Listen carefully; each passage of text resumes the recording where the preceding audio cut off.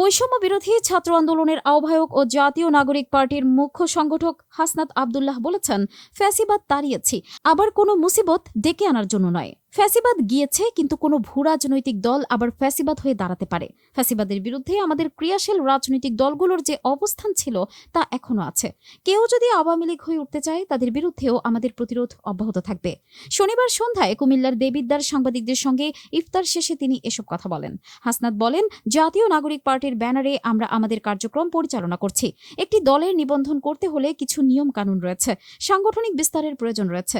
আমরা প্রথমত যে বিষয়টিতে মনোযোগ দিচ্ছি সেটা হচ্ছে আমাদের সাংগঠনিক বিস্তার। এর মধ্য দিয়ে গণতান্ত্রিক কার্যক্রম সম্পন্ন করতে পারব। আমরা গণতান্ত্রিক প্রক্রিয়ায় অংশগ্রহণ করছি।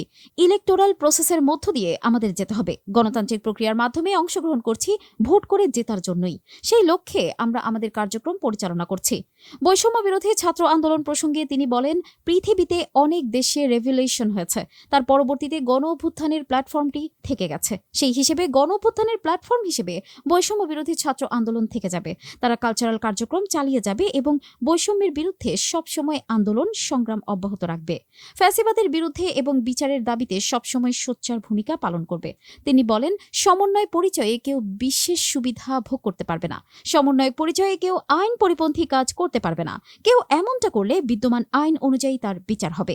এর আগে দেবিদ্বারে কর্মরত সাংবাদিকদের সঙ্গে মত বিনিময় করেন হাসনাত আব্দুল্লাহ। এ সময় তিনি বলেন, আপনারা গণমাধ্যমে যারা রয়েছেন, কখনো অন্যায়ের সঙ্গে আপোষ করবেন না। আমরা চাই সত্য প্রকাশের মাধ্যমে গণমাধ্যম তার পূর্ণ স্বাধীনতা ভোগ করুক। সমাজের সব অসঙ্গতি তুলে ধরে আপনারা আপনাদের সঠিক দায়িত্বটুকু পালন করুন।